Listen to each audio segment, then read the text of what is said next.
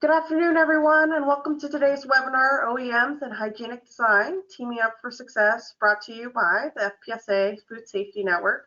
My name is Elena Sierra, and I'm the Director of Networks and Special Projects for FPSA. Now, I want to do some self-promotion for the Food Safety Network. The network strives to promote food safety in the processing industry. If you're interested in joining the network, please go to fpsa.org/networks to join today. If you have any questions about our network or other networks at FPSA, please contact me at esierra@fpsa.org. Now, for today's webinar, if you have any questions for our presenters, please do not hesitate to submit them in the chat window below. We have three presenters today. Food Safety Specialist Anthony Saitta from Commercial Food Sanitation. Then from Ensight Solutions, we have Vice President of Operations, Tricia Clark. And then Director of Automation and Controls, Heath Clifton. So let's get started. Anthony, can you take it away? I certainly will, thank you. So welcome everyone. Thanks for attending this session where we're going to cover specifically hygienic design and the concept of a team-based approach.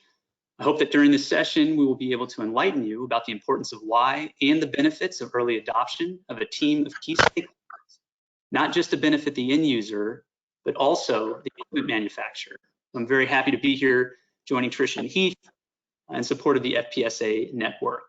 So thank you all very much for tuning in.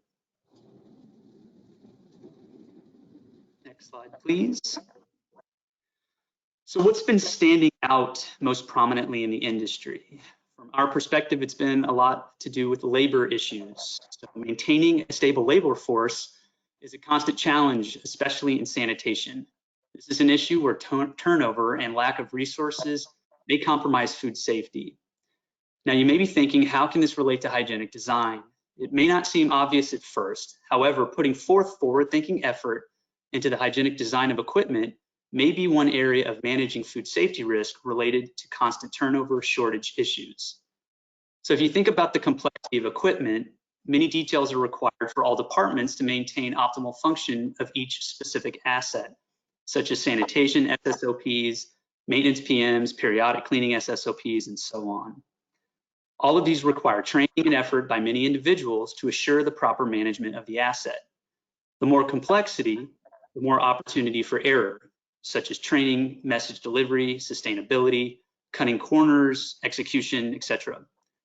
Principles of good hygienic design on equipment can lead to more simplified content relating to the asset. This can be approached by designing the equipment to require less disassembly, less tool use, fewer complex parts and framework, and broad accessibility, ultimately leading to the ease of maintenance and a reduction in time necessary to clean. Furthermore, aid in the reduction of time and effort needed up front when it comes to ongoing labor challenges. So with that said, it's ideal for a company to consider a team-based effort for implementing current principled hygienic design. Equipment that is simpler to manage through better design has the potential to reduce unplanned downtime, leading to more operational excellence. So hopefully that provides a brief narrative of what our team is currently experiencing in the field. Tricia, if there's anything you have to offer from your perspective as equipment manufacturer? Yeah, Absolutely. Go ahead, Heath. I was going to say, yeah, just some of the labor challenges we've seen in the industry. You know, like the slide says there, almost 2/3 of the entire manufacturing industry is over 35. You know, the average age is 44 in the sector overall, 45 for machine manufacturing. You know, this is something when we're in plants as an OEM, we hear all the time. You know, everybody is always looking for more work, especially in sanitation. You know, it's not the glamorous job of running equipment. It's one of the harder jobs that you have to do, and it's there's a lot of attention to detail. You know, something we're really try to strive for. You know, from an OEM standpoint, is like Anthony said, is to try to make things a little easier to clean, a little easy to understand, so you can get people in there that don't get frustrated and want different jobs and want to leave and walk out. You know, I know Tricia, you have some thoughts on that as well. Yeah, absolutely. I think it is a problem that is facing all of us, whether you're on the side of food processing or whether you're on the side of an OEM. Labor is labor, and this shortage that we're experiencing and that by all accounts seems like it's going to continue for the foreseeable future, it's something that we're all going to have to deal with. So getting creative in how to handle these labor shortages is going to be something that we have to continue to work on. And really just overall, just manufacturing in general, thinking through how do we attract and retain younger talent and really pass on the incredible opportunities in the food industry, whether you're an OEM or a processor. I sit on a council for our local community here, and it's all aimed at parents and high school counselors to really try to just communicate what great opportunities there are in manufacturing. And I'll say that starts with something as unglamorous as sanitation. I worked in sanitation for 4 years on third shift, and there's nothing glamorous about it. But there's so many great opportunities to learn and be a part of an industry that there's just unlimited opportunity in. So we're going to have to continue to get creative. And that's really what this webinar is aimed at, is just walking through some of the teamwork that we can all put together to try to solve problems, because the need for creative solutions and partnership, that's not going away, and it's only becoming more critical. Next slide. So I think, one of the key problems that we have is the complexity of equipment. OEMs are very guilty of that. We approach it, a mechanical designer or electrical designer, they're looking at what's the easiest thing to do, maybe what's the cheapest thing to do. They're not necessarily focused on, is it hygienic? Is it easy to clean? Is it easy to disassemble? I know here at Ensight, that's one thing that we have really focused on, is trying to create sanitary equipment that's easy to clean. It's easy to take apart. You don't have to use tools. It doesn't require a maintenance guy to be out there for 20 minutes before the sanitation crew can come in. They can just come in, turn a couple knobs, pull things out, put them wherever they need to be. And as it says on the slide, if it can't be seen, it can't be cleaned. And that is very true. We've had a lot of experience where our customers come back and, they'll ask us even about other people's equipment is, hey, we're having positive swabs. Can we clean this thing? How do we clean it? And, obviously as an OEM, we're not going to tell you how to clean it, but we'll tell you how to disassemble it and try to make it as easy as possible. So you're not getting positive swabs. Yeah, it's a good point, Heath. And so to build on that point, so the more complex the equipment and we couple it with the high turnover rate issue, as mentioned earlier, that can lead to potential gaps in cleaning effectiveness, right? So this is where food safety issues present themselves essentially in our industry. So principled hygienic designs means, in my estimation, better opportunity to approach cleaning and maintenance confidently and reduce the loss of efficiency. So to illustrate this, I was talking to one of my colleagues the other day, and they were talking about an experience involving hygienic design and effectiveness during a consulting visit to help them with their sanitation, a specific company with their sanitation challenges. This resulted in 2 visits, one for the initial visit as well as a follow-up visit. So there was a hopper conveyor that was engineered following good design principles. However, some of these good designs were not used to their effective potential. This specifically had to do with the catch pan and its simplicity of design on the equipment, but the lack of attention during cleaning. So why did this happen? Why was this? So my colleague noted that the facility had been cleaning this piece of equipment for quite a while now, yet never considered removing the catch pan because it wasn't obvious that it could be removed, let alone easily removed due to the intended design. So it was simply easy to overlook. So this was first observed during the initial visit, so during the first visit that they were there, and they revealed it to the facility personnel responsible for the equipment and was expecting that this was solved, so they moved on. Unfortunately, this was recognized as more of a challenge than previously expected, as it became apparent that the catch pan was still not being removed and cleaned during the follow-up visit. So my colleague concluded that although considered a principled hygienically designed piece of equipment, due to the lack of indicators pointing to the ease of use, the catch pan was still being overlooked. The message simply was never able to resonate in the trainer-trainee process as time progressed. So with no indicators such as a handle or an etching that would suggest pull or remove, the concept didn't take hold in the practice. Simple design issues can have an impact on the natural way people approach their responsibilities, such as managing executing sanitation. So one other thing I'd like to maybe draw your attention to is put it in the perspective somewhat of maybe a copy machine. So you have a copy machine and all of the indicators on how to change a cartridge or fix a paper jam. It makes the process achievable, as intimidating as it can be, you know, when it comes to having a fight with a copy machine. Even though you know nothing about copiers, you can still change the cartridge or fix the paper jam. So, Tricia? Yeah, I remember, Anthony, it's literally probably been 20 years since I worked on third shift. And I will say on my very first night as a third shift sanitation supervisor in a food processing plant, our overall sanitation manager for the whole site was this lady that had been doing it for, seemed like 50 years. The first thing she handed me was a flashlight and a toothbrush. I'm not even kidding. And she Very nice. said, if you can't clean this equipment with a flashlight and a toothbrush, you're not going to be any good at this job. Now that was long before sanitary design and hygienic design was really as important or had as much emphasis as it does today. But those principles sort of stood the test of time, and she was very serious that as a sanitarian, probably our most important tool was a flashlight, because we needed to be able to get in there and see the harborage, see those points that hadn't been cleaned. And the toothbrush, she probably wasn't that serious, but potentially. But it was just such a good lesson on my very first night on third shift to say, to really reiterate that if you can't see it, you're not going to be able to clean it. And it's really the point about food safety not being a proprietary problem. We all eat. Every single one of us that is listening to or participating in this webinar, we all eat food. So therefore, food safety is not proprietary. That food processor doesn't own it, and the OEM doesn't own it.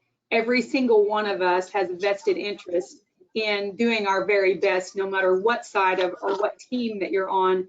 Every one of us that supports this industry has a responsibility and obligation to participate in food safety. I remember on that third shift job one night, showed up one night and there was a new drum handler just sitting on one of the third floors that we worked on.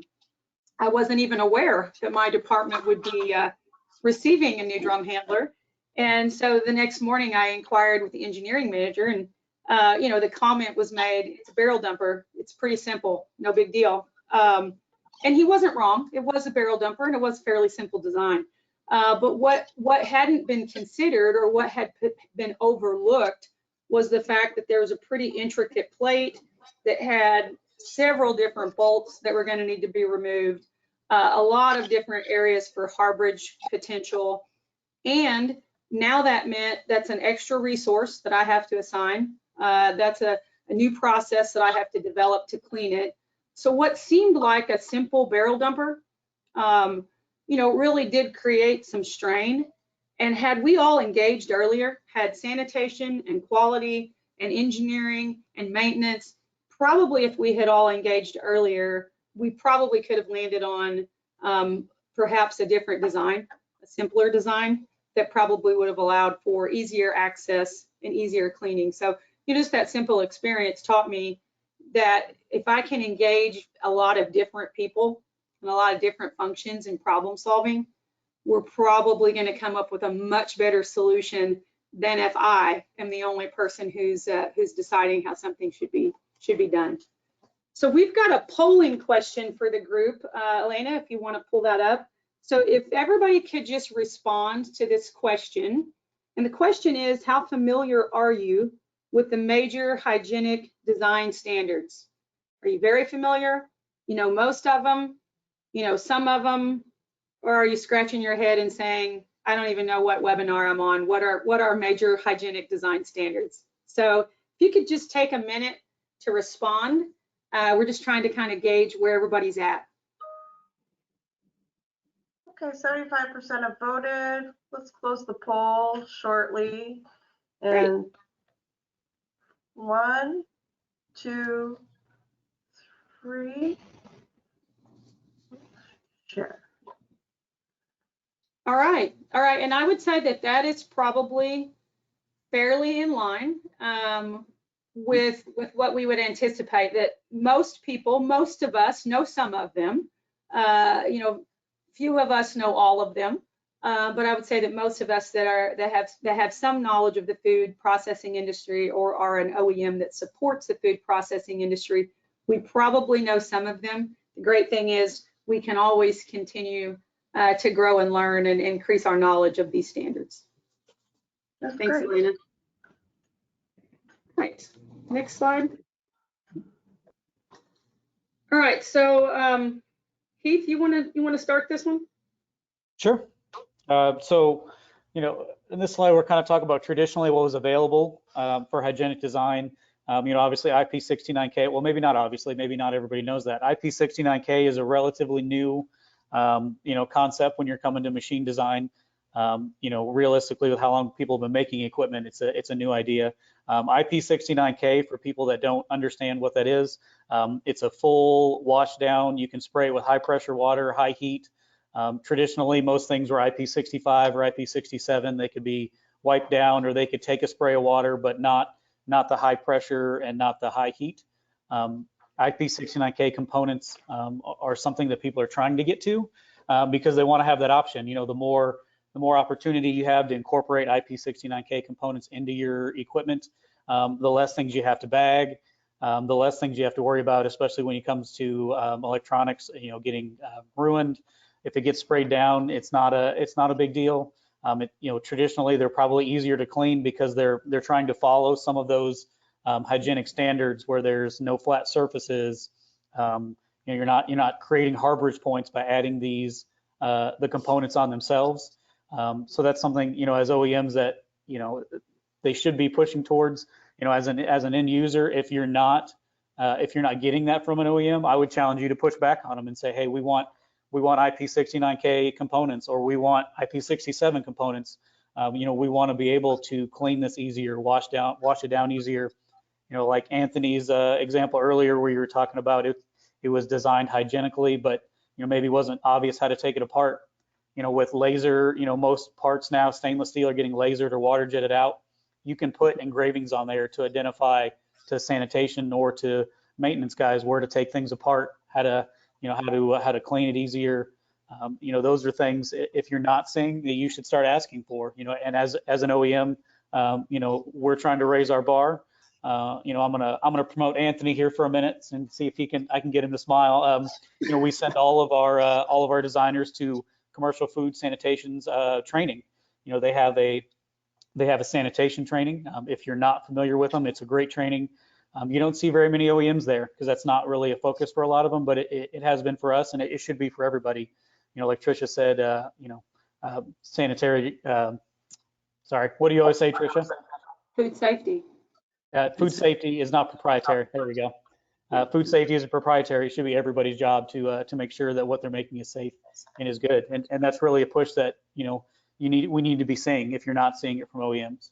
So yeah, one of the things that one of the things that we're working on, and that it behooves everybody, is sometimes designs don't always complement the end use, and especially true in food processors where you have aging equipment that still has a lot of useful life left on it. However, it might not be designed for the current use, for what it's currently being used for. In one plant that I worked in, we had a huge tank that was used for a previously very diluted liquefied product, and it was being converted to being used to a product that was much more viscous. And this tank had no CIP system. It had no spray balls. It had an agitator that proved to be quite difficult to clean. And our crew did the very best that they could with the tools and the resources provided. But inspections revealed pretty quickly some food safety concerns with a lot of residual product remaining on that agitator.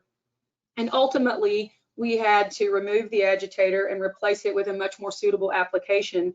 All of that probably, once again, could have been avoided or at least progressed faster if we had involved a cross-functional team. Once the decision was made to repurpose that tank for a different product, we probably should have involved a lot more people in that conversion process and really assessing how that tank can be retrofitted to support easier cleaning. And so that's one thing.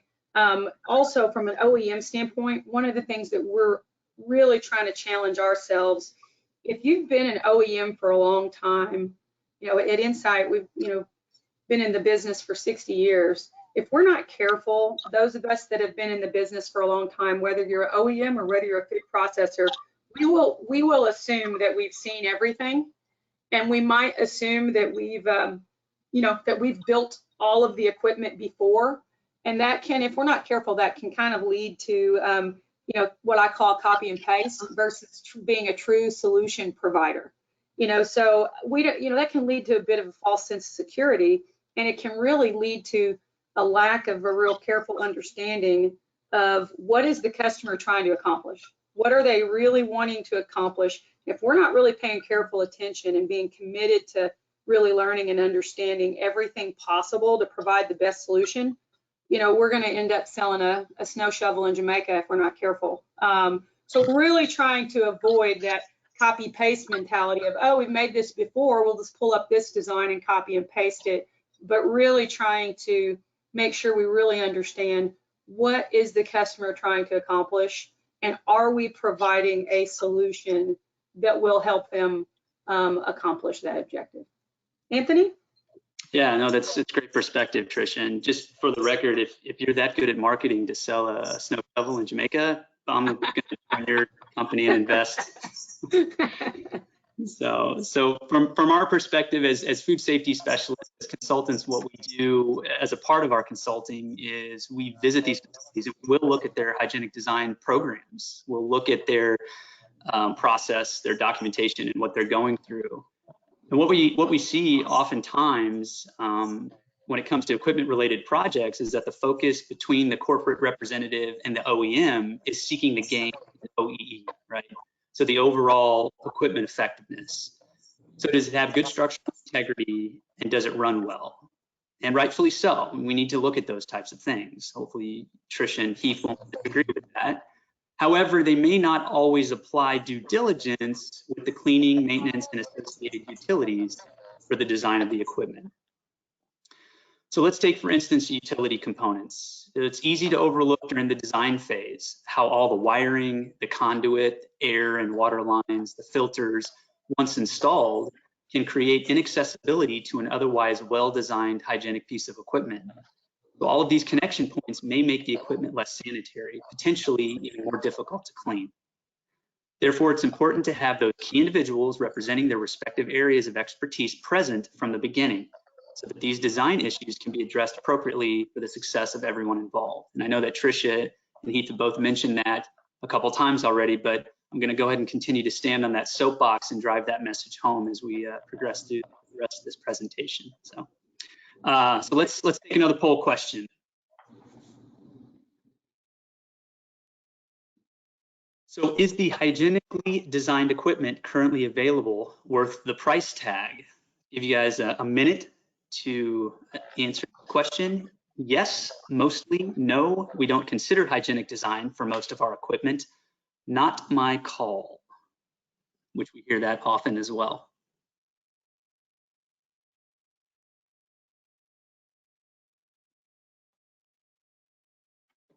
50% have voted.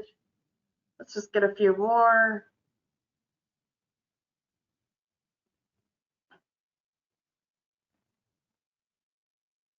Okay, we're going to close the poll in 3, 2, 1. Okay, that's good. I like to see the mostly. That's a positive move. There's definitely a lot of pushback when we're in facilities when it comes to that. So we hear a few of the other percentages listed here, but I'm glad to hear mostly that it is worth the price tag. And if you're thinking, you have to. It's almost as if you're thinking really future sense. If you're hedging, so to speak. You have to think, as we talk about it for commercial food sanitation, we think about that 20 years down the road. How is this going to will we be setting up the people that are going to come after us, from a legacy standpoint, 20 years down the road, are we setting them up for success, considering that maybe the technologies and the advancements and other available resources doesn't change or changes at the current pace. So it's very good to see that result there mostly. It's good. Hey, Anthony, I wanna tag something in there. Can you back up 1 second, Elena? So I noticed that I think it said 32% responded, or 27% responded with "not my call," which totally makes sense, right? Because sometimes we're not the ultimate decision maker. I'm curious, if it's not my call, I'll put you on the spot, Anthony or Heath. If it's not my call on whether the hygienic design equipment is currently worth the price, what advice can we give them for how they might be able to influence that? I mean, I think from a cost standpoint, I mean, the machine might be a little more cost up front, but you're going to save time in, prepping the machine to be cleaned and then just the time to clean it. I mean, a lot of people might not consider that when they're calculating, I can put in this piece of equipment and, maybe instead of having 3 people right here on this part of the line, I can only have 1 person, but you also need to look at how long does it take to clean it in the evening? Is it going to take me 2 people to be able to clean this in 30 minutes? Where, maybe it only takes me 1 person to clean it now because it's easy to disassemble, it's easy to clean, I can get to everything quickly and I can get it back together quickly. Yeah, and I would say I think there's a real opportunity for, sanitation. A lot of people don't think about that. There's a lot of money tied up in sanitation. Most food processors have a pretty healthy budget set aside for sanitation. So if you really, to your point, Heath, think beyond just the price of that equipment, but if you really dive into all of the costs that are already being incurred, whether that be chemicals, whether that be labor, whether that be utilities, there's probably some hidden costs that haven't been considered. So I would just encourage the group, even though it might not be your call or your final decision, I would challenge you to kind of peel the onion back on some of those sanitation costs and really consider where you might be able to help your organization out if you were able to cut down on some of those costs. Yeah, I agree with both comments there, Tricia and Heath, and I would say, this is your opportunity or your chance to be an advocate for the cause, right? So we all know it's difficult to get all types of things that we need from a leadership standpoint, and I think it's necessary, or it's up to us as leaders at being responsible for, achieving certain goals to try to do the best that we can to be a good business partner with all of those, especially the people that are supplying the capital. And one of the best ways you can do that, and I'm a huge advocate for this, is be able to deliver a nice, sound, scientific-based, data-based message to that person. It's one thing to approach someone with capital and say, hey, I need this X amount of money so I can do this. It's much better to pull something out of your back pocket that shows all of the calculations, all of the risk, cost, risk, benefit, those types of things, and lay it down there and be able to walk through it meticulously. That at least you can say you did your part. Even if you don't get the capital, you might still get consideration. You're also going to gain credibility and potentially respect. At least in my estimation, that will help.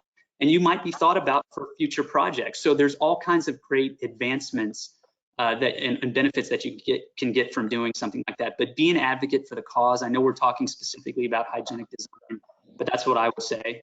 So good points here.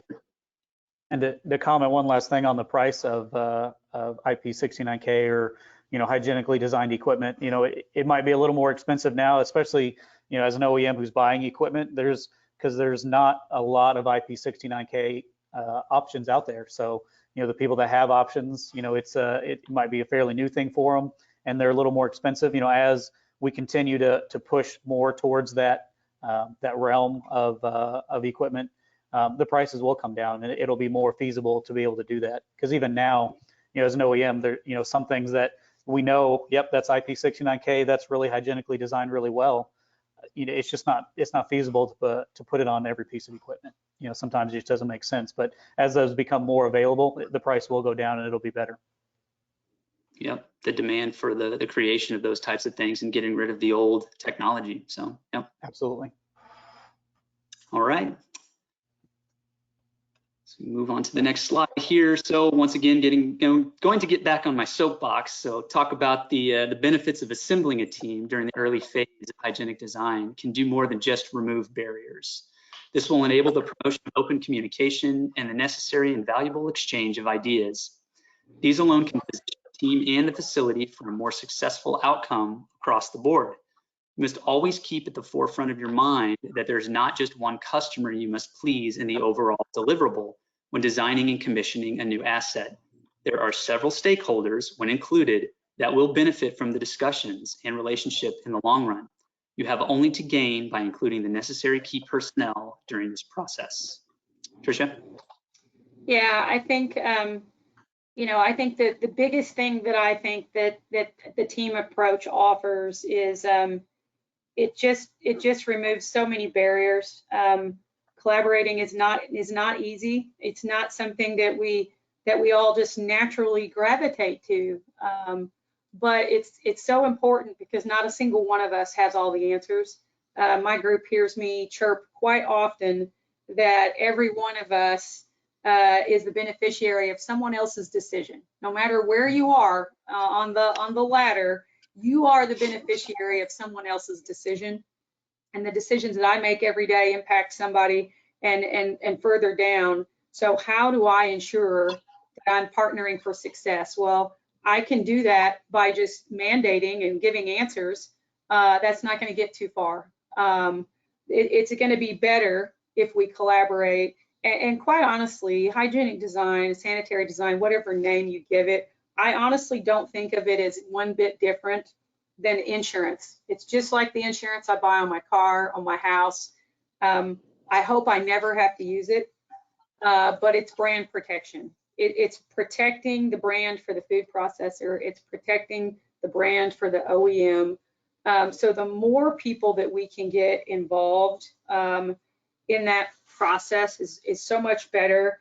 And it's just all about education and collaboration. And the least likely place that's going to happen is in your office.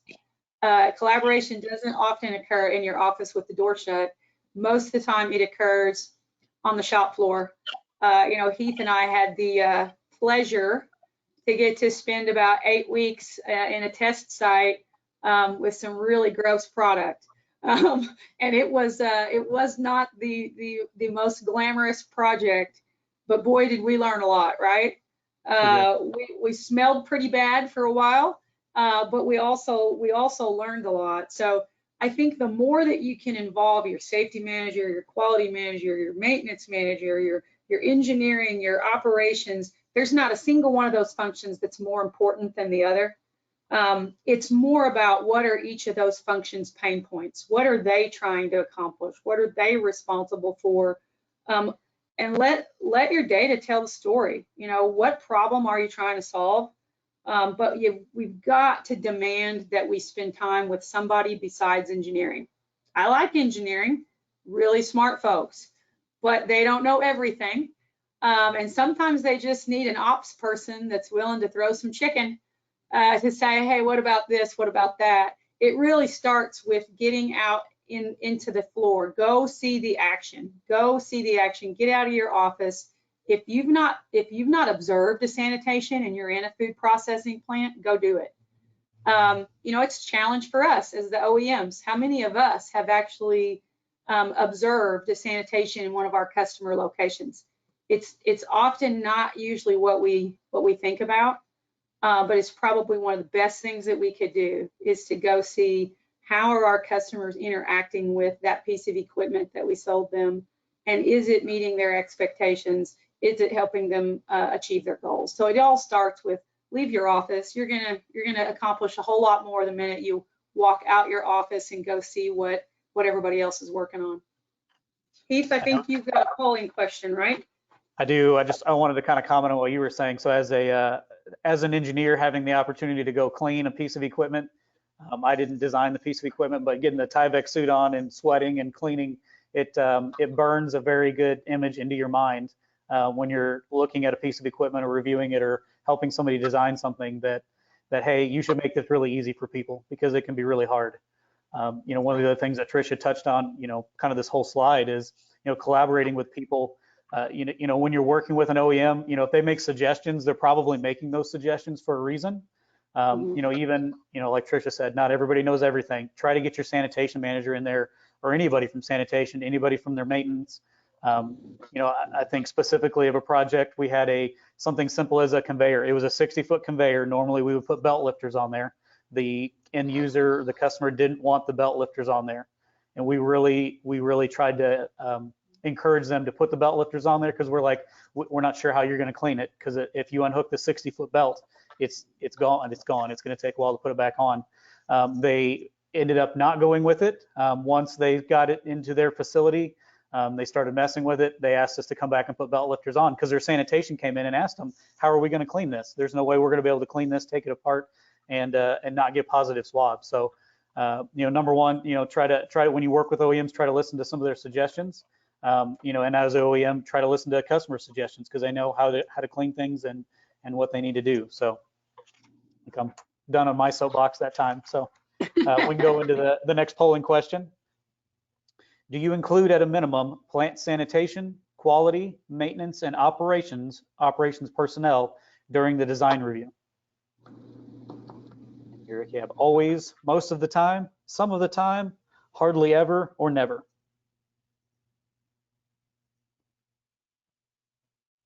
There probably should have been like a sixth one that says operations is really the only ones we need to include.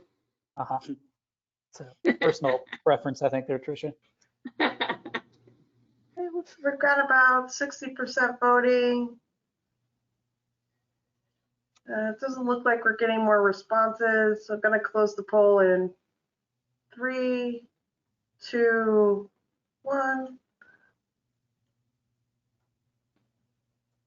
Okay, some of the time, right? Be our major win there. Always love to see that. Of course, that's going to be the position that I'm coming from as the food safety specialist. I think, as you may know from the general trend of this presentation, the more potential key stakeholders we have, the better to include. And I'll talk a little bit more about that in the next slide. But the people that selected never and hardly ever, just one question for those that are never, that's an easy one for me. I definitely, why, how come is just not being thought about. So I would challenge you maybe to go back, potentially with the knowledge that you gained from this session, as well as maybe what you learn future from a hygienic design standpoint of the importance of including, more people in these types of designs, and trying to transcend the, it's a corporate thing and an OEM thing. I do understand that does happen, and that's unfortunate. And that's where I come into play and try to, communicate to those groups, because I have access to some of those groups from time to time, and that's my job. So I'm trying to spread that message there. But from your end, definitely, it's bring it up at meetings. Constantly you have opportunities to do that throughout the day. Bring it up. Ask types of questions. So for the nevers and the hardly evers, definitely think about what's preventing you from including these other areas, these other sectors who do have, in a lot of cases, intimate contact with these pieces of equipment, or potentially will be having intimate contact with these pieces of equipment. So. Yeah, Anthony, I think we've got such an opportunity as leaders, regardless of your title. I think each one of us have such an opportunity to be ambassadors and advocates for collaboration, whether it is formally recognized or formally sought out or not. We all have an opportunity to be advocates for collaboration. So, each one of us can start by just inquiring of one of our colleagues, or just getting their opinion of, hey, here's a project we're working on. What do you think? There's ways that we can start to weave that in, whether or not it is a formal part of our organization's processes. So each one of us can advocate for that. Yeah, I agree, Tricia. And, we as leaders, don't be afraid to leverage any talent that you might have. You'd be amazed at how many times me as a consultant, I'm out on the floor and I'm talking to a lot of the as I like to call, the tip of the spear people on the floor, you'd be amazed how many of them, their eyes light up when you ask them of something. You ask for an opinion, you ask for their feedback. They're chomping at the bit a lot of times. Now, of course, maybe they feel a little safe because I'm a stranger, potentially, when they find out I'm not an auditor, at least. They feel safe to do that. But you know, obviously, if you're building the proper relationships as a leader, then your employees, the people that report to you, shouldn't have any type of fear like that, hopefully. But you know, talking to those people and allowing them to offer up their opinions and offer up their feedback on, you know, you might be observing, for instance, you might be observing, you know, watching them do sanitation on a piece of equipment, and they're not following, or they missed a couple steps within that sanitation SSOP when you're auditing it. Go on and ask them from a position of not, you know, you're in trouble if we're not doing this, but hey, why did you do that? Or how come you missed, you know, you didn't do this?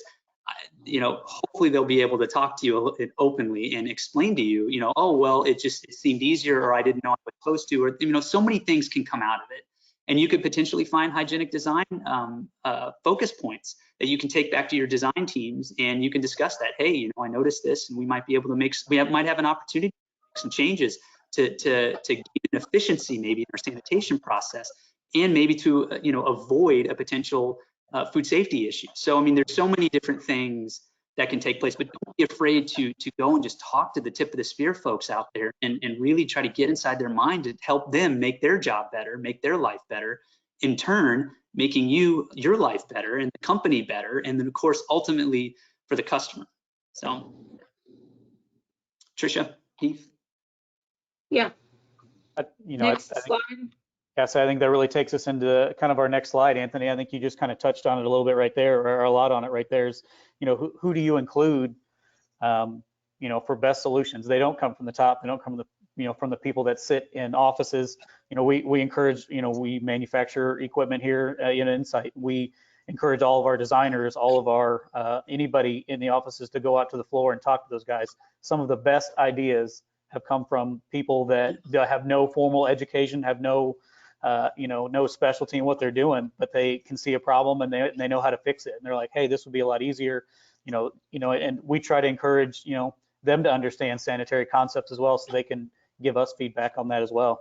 You know, same thing, go out on third shift, you know, which isn't always, you know, fun to come in the middle of the night, you know, talk to them, like Anthony said, figure out what they're doing, what, you know, is it easy, what's easier, what would make this design easier, how can we clean it better? You know, I think those people are the people that really you need to talk to and understand, or do it yourself. That's always good too. You know, have them show you how are you cleaning it, and then you get to clean it, and then you can understand that maybe their frustration as well. Yeah, definitely. The best solutions rarely do they come from the top. You know, I joke and I refer to myself as the village idiot, because if the group's waiting on me to come up with the great ideas, it's probably not going to happen. And you know, some of us have spent our entire careers thinking someday when I'm in charge, things will be different. You know, that old saying of they don't know what they're doing. Well, remember, someday you're going to be the they. And you know, you don't know what you're doing, and that's okay. There's some beauty in being okay with not knowing what you're doing. Just be willing to involve all of the people that do the work. And I would say don't build your team with everybody that looks and thinks and works like you do. There's some real benefit to developing a cross-functional team of very, very different people. Diversity of thought, diversity of experience. We have some really great conversations, and a lot of times, to Heath's point, the best idea will come from sometimes the least expected place. So, you know, don't be afraid to involve a lot of very, very different people, and then spend a lot of time really making sure that you know what you're tasked with. You know, I would say, you know, we do a pretty good job of, so we think, scoping the project, but we've been surprised. We've been surprised by a lot of times where we have not really completely understood the testing criteria, or maybe we haven't completely understood what the success would look like at our end customer. And so, you know, we're learning. We're kind of student drivers all the time, right? We're always learning, but we're learning to be a lot more focused and a lot more detailed on what is that testing criteria? What does that look like? How does the customer define success with this piece of equipment? What will make them give us the thumbs up? And it's more than just a thumbs up. It's probably some data. You know, so how do we quantify that data to make sure that we're giving them the best opportunity for success? And then be sure to really evaluate your risk. There's if somebody's telling you that your projects don't have risk, they're lying to you. Every one of them does, no matter what side of it you're on. Have that transparent conversation about risk and really understand it. You know, one of the things that Ensight, we really try to partner with industry leaders, and I think Heath has already pointed this out, but you know, we've developed a really great relationship with the folks like Anthony at CFS, to which we're super grateful, because there's a lot of times if we're struggling with a design concept or we're not quite sure, we'll schedule a Zoom call or schedule a meeting with Anthony or one of his colleagues and just ask them to review a piece of equipment with us, because we value their industry expertise and feedback. We know we don't know everything.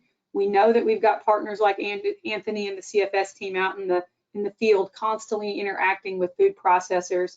So why would we not interact with them and say, hey, you got 30 minutes, you can jump on a call, let us show you the design of this equipment and point out to us any of the sanitary design or hygienic design concerns that you have.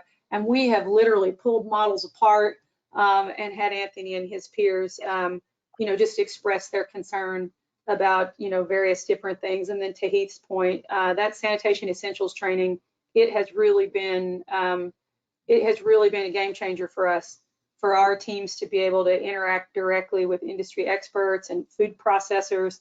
And then to Heath's point, to actually get to participate, because for some of us that haven't worked at food processors or might not ever work at one, you're not going to get the opportunity to do sanitation. So you're not ever going to really truly understand what the end user of your equipment goes through on a nightly basis. So to be able to participate in that and to get our teams that training so that they have at least an understanding of what that crew member is doing at 2 in the morning, that's invaluable experience. So, you know, I would just challenge anybody to really look at your process and think about where are those areas for additional growth and learning. Anthony? Yeah, well, I on behalf of the company, of course, CFS, I can't thank you enough, but just for the audience out there as well, we had a great time partnering with Ensight, and yeah, it teaches us new things as well. We have an opportunity to address a challenge together, and it's a really great partnership. And you know, not just with Ensight, but we'd be more than happy to do the same with everyone else. But I'll put that aside. But thank you very much for the promotion as always. But we're here for the industry and we're here for the customers, you know, period. That being whether it be the OEM, be the food manufacturer and user, or and primarily the customers, the food coming off of whose ever line it may be. So thank you for that, Tricia and Heath. Couple more things before the items that I want to talk about real quick on this last slide before we wrap up and move on to questions are, yes, at the top of my soapbox, the success can be achieved. Key players having early involvement in the design process, of course, the concept phase being the most ideal. But one of the things that I'd like to make, or another point that I'd like to make is as I move along, is another easily missed issue. That can be the transition phases, which come natural in the process. Okay, so in this case, you have solid teams put together. However, there are some contributors that may not continue on with the team after their responsibility is completed or their segment is completed. For instance, starting the project with a corporate sanitation leader during the concept phase, and then transitioning to a plant sanitation leader during the commission phase. So both provide sanitation perspective at different phases of the project. These are areas where communication and knowledge can be lost as the project progresses forward, though. So you will at times find that there will be a different team during the idea concept phase, a different team at the design phase, and a different team at the install phase. Each is a phase where valuable information can be lost. So therefore, clearly defined roles and responsibilities from corporate personnel to the plant personnel need to be defined to ensure a smooth handoff.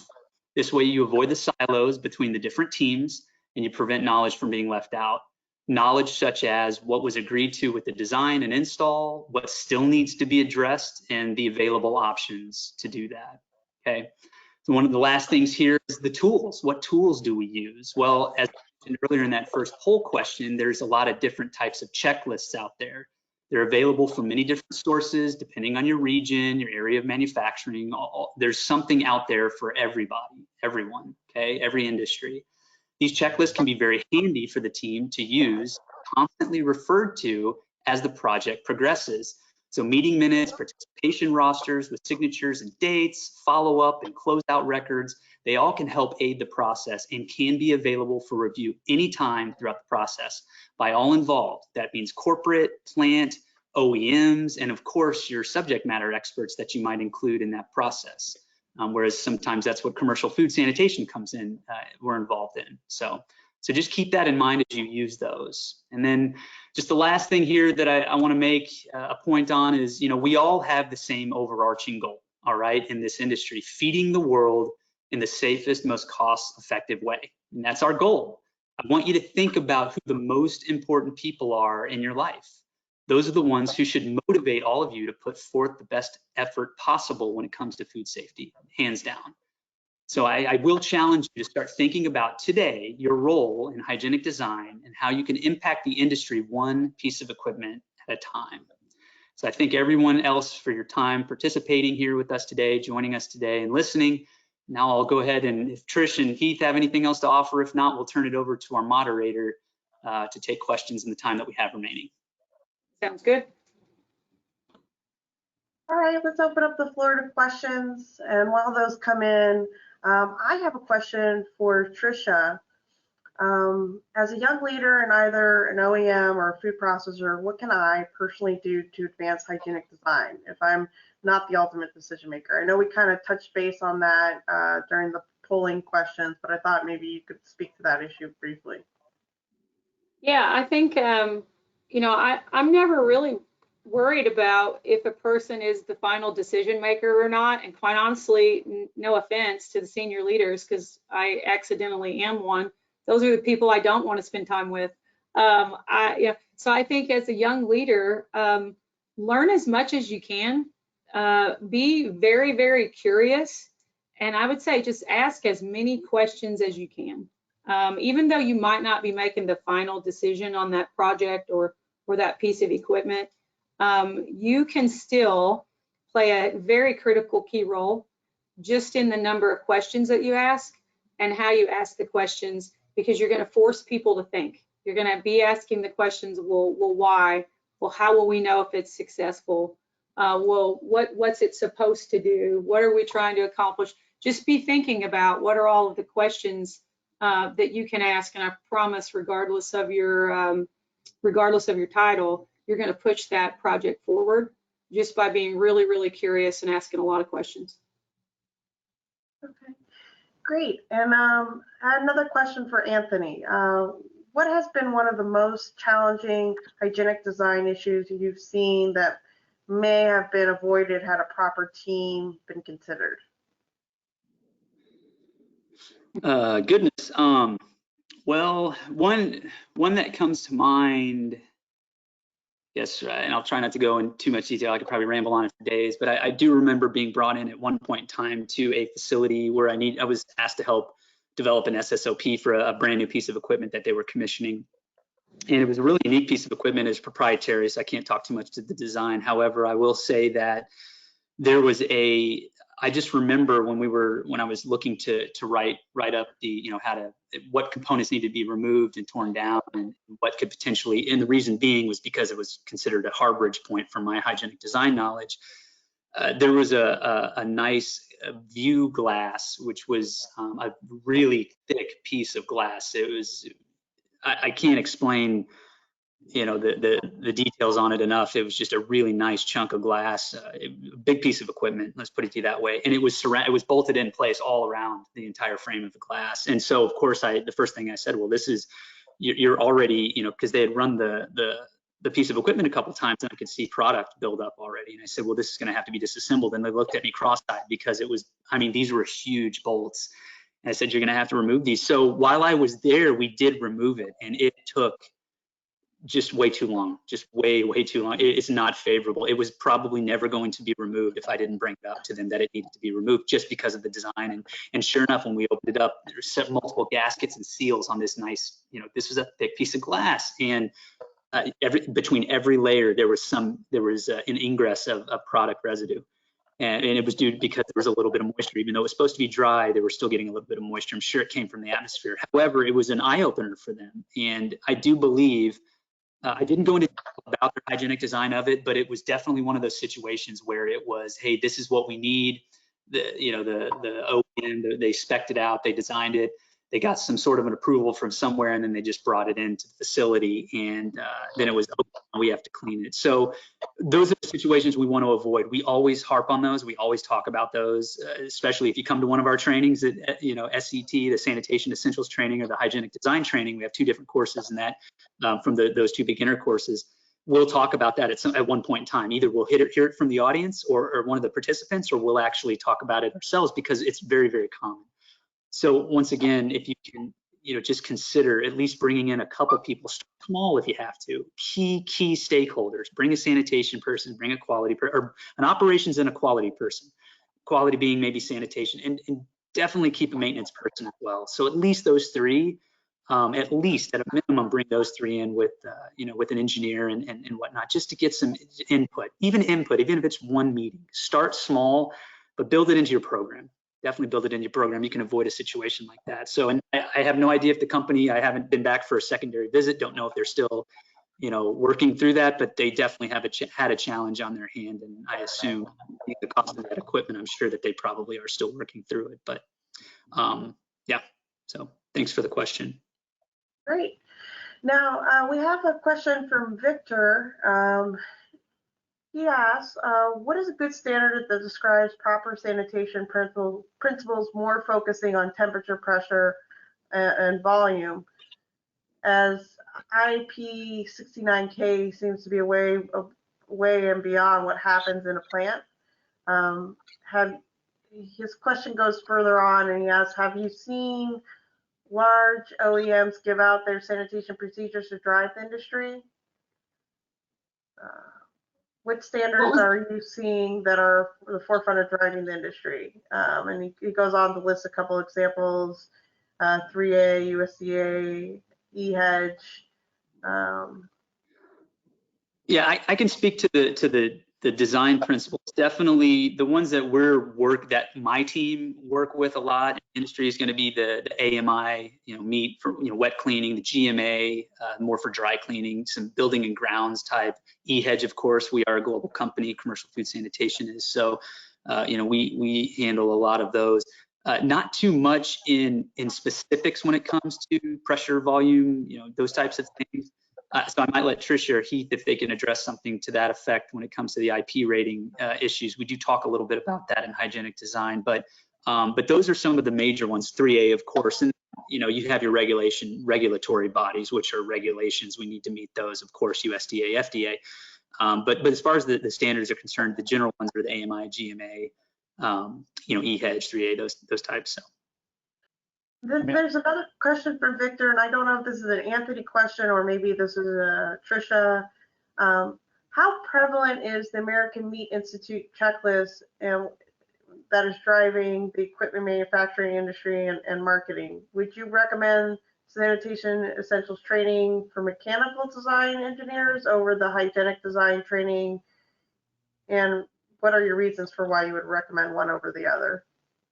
I would say that we would definitely recommend the sanitation essentials training. Heath took both. Heath took sanitation essentials and hygienic design, but it's a requirement that any mechanical designer or mechanical engineer go through the sanitation essentials training at CFS. It's just a personal objective that we have set for Ensight.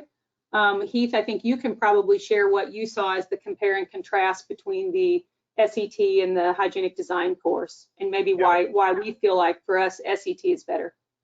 Yeah, I would say the essentials is definitely probably the one you would want to send a mechanical design engineer to, just about the material that's covered. The essential one, you're covering basics of sanitary design, basics of sanitary cleaning. You get to You get the opportunity to wet clean and to dry clean, which were both very eye-opening experiences as an engineer of things to have to do. Before I worked at other OEMs, but not in the food industry. So when I came to Ensight, having the opportunity to learn about that and to really understand what that is involved in was very beneficial.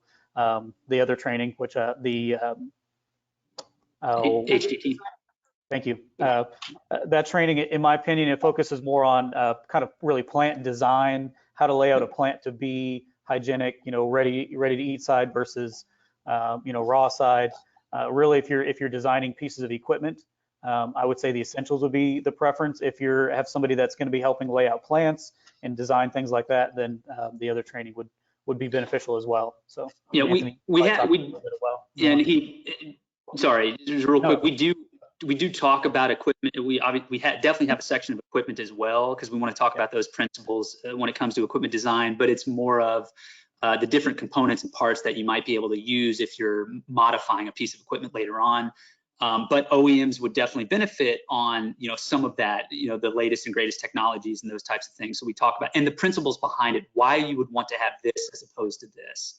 Yep. And one more thing is, Victor, to address your last question about the prevalence of AMI. So AMI mainly is geared from a wet cleaning perspective. If you're involved with CFS as an OEM, if that's where the position you're coming from, we use that. I can't speak to the prevalence on their own, OEMs out there utilizing it or not. But if you're involved with CFS and we're talking wet cleaning, we're going to pull a lot of information, a lot of principles from that document. It is available online. You can get it online, or you can visit the CFS website, which is listed below, and you can pull it off of our website as well. Yeah, and we encourage our mechanical designers to pull it up, to review it, to have to keep a copy of it on their desktop, wherever, just for reference, because like I said, it's easy to get into a groove to where you're kind of making similar equipment all the time, but it's always good to go back and reference that checklist just to see, am I hitting the critical points, and just as a good refresher. And also part of this question, I don't remember the details of it now, but something about the cleaning. As an OEM, we generally try to stay away from telling a customer how to clean a piece of equipment, because we're not food safety specialists. We're not sanitation experts. Our expertise is in manufacturing equipment. We'll certainly share how to disassemble the equipment, how to reassemble the equipment, any tips and tricks or specific points. But we are pretty careful to always tell the customer that they need to follow their food safety quality system program for the best way to clean the equipment. And that really goes back to partnering too, Tricia. We talked about OEMs, they should really be partnering with the end user, because like you said, we're not going to tell you how to clean it, but if you tell us, hey, this is how we clean it, or this is how we need to clean it, as an OEM, we should be able to help you design your equipment, or modify our equipment to make it so you can clean it, because everybody cleans a little different. Everybody has their own way of doing things. Really that should be a partnership to be able to clean that. So. And one last point on the checklist, as you use it, or whatever checklist, or even if you develop your own based off of some of those principles, every team member needs to be involved with that checklist. You can either have one, or if you have a team of 5, each one of them can have a checklist with them, but you need to address those points within the checklist, each principle, each sub-principle that's applicable, of course, to your facility and what your project is. Everybody needs to buy in on each one of those points. You need to get that vision, that buy-in from each perspective, because somebody's going to come from a sanitation perspective, somebody's going to come from a maintenance, somebody's going to come from an OEM engineering perspective. They're going to say what they can and can't do. They're going to say what they need and what they don't need. That's how it works. So the team together, utilizing those tools, you're already a notch or two above where you need to be from previous history. So consider that as well. I know we're over time, but can I jump over you real quick, Tricia? I know we're over time, but I wanted to comment on what Anthony was just saying. So when we have new pieces of equipment that we're designing and building, we go to Anthony's team and we have them review it. I know we commented that before, but I really wanted to emphasize that. We will bring up, hey, this is a new piece of equipment that we're doing. Can you guys look at it? Tell us where you think you can see harborage points. If there are other OEMs on the webinar, they offer that service, and it is a very great service to have somebody else that's not in your company to look at it from a straight sanitary hygienic standpoint, to go, no, that's wrong, or you might want to look at that, or just, to be able to get good information. Anthony had a conversation the other day about, welded on sprockets versus the plastic sprockets you slide over shafts. He had some information I'd never even thought to consider. So really getting that second opinion, it makes a big difference. Well, and I think, one last point, none of us are exempt from this because we are all consumers and we all eat. And if you have figured out how to live and not eat, I'd love to hear more about that. But every one of us are consumers of food, which means that we are eating food that was prepared by someone on a piece of equipment that needs to be cleaned.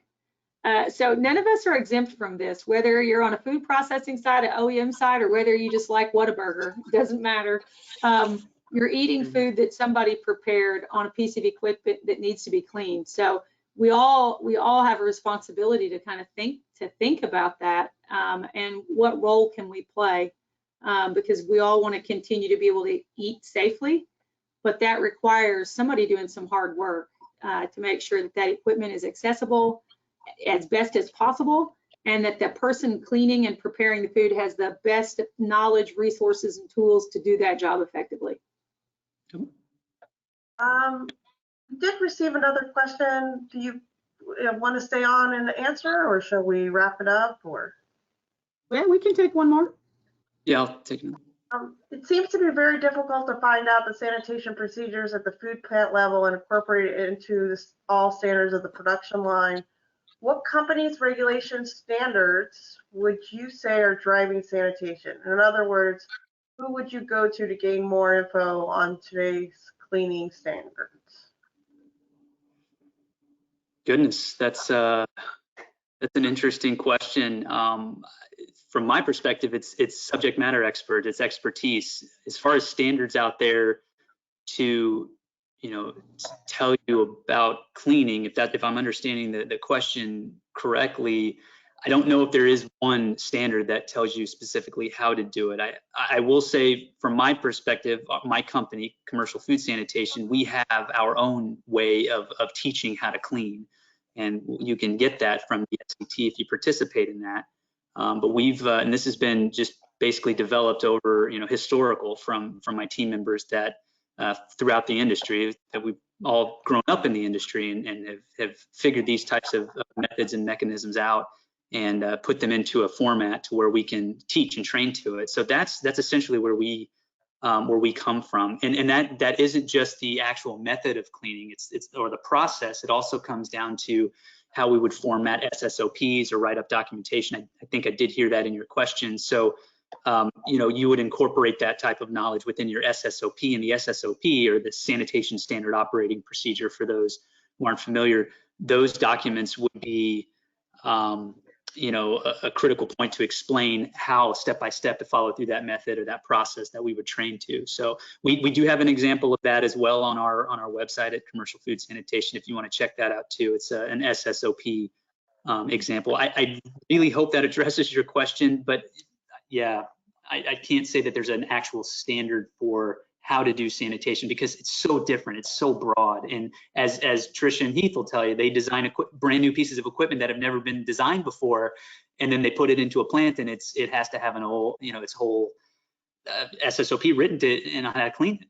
So yeah, I think you can learn a lot just by asking tons and tons and tons of questions, and doing some of your own research, but then also reaching out to the industry experts like Anthony, and at least to establish a baseline for what's considered sort of baseline food sanitation. Mm-hmm. I think one of the challenges as an OEM you have is if you're making a generic piece of equipment, a conveyor or I don't know, something that could be used in many different aspects of the food industry. It's one company might wet clean it, one company might dry clean it. So when you're looking at your standards, you don't know. Do I need to design this to be wet cleaned? Do I need to design to be dry cleaned? It could be either, and really you just have to try to take the best of both worlds and make it as good as you can. No design is perfect. No design is perfect for maintenance. No design is perfect for hygienic design. No design is perfect to do exactly what it was designed for. You have to incorporate all those things together, and that's the challenge. I guess that's maybe the fun part about an OEM, is that you get that challenge of trying to make them all work and make everybody happy. It's just, what's the balance? in that. And that's where the team comes in as well, you know, and seeking to understand what is the goal? What is the goal for the sanitation person? What's the goal for the company? What's the goal for the plant? What's the goal for the OEM? I mean, what is the goal? Everybody has to be aligned on that goal. And the more people that you can get involved that have a vested interest in that piece of equipment, the better. You know? So yeah, drive home that team-based effort. So Definitely. Yeah. Well, I just want to say thank you, everybody. I want to thank the panelists today. I want to thank everyone who joined us on this webinar. It takes a team, and we appreciate, and we'll follow up with you as post-survey. Please fill it out. And thank you, everyone, and have a good afternoon. it's a pleasure. Hey, everybody. Thank you very much for joining us.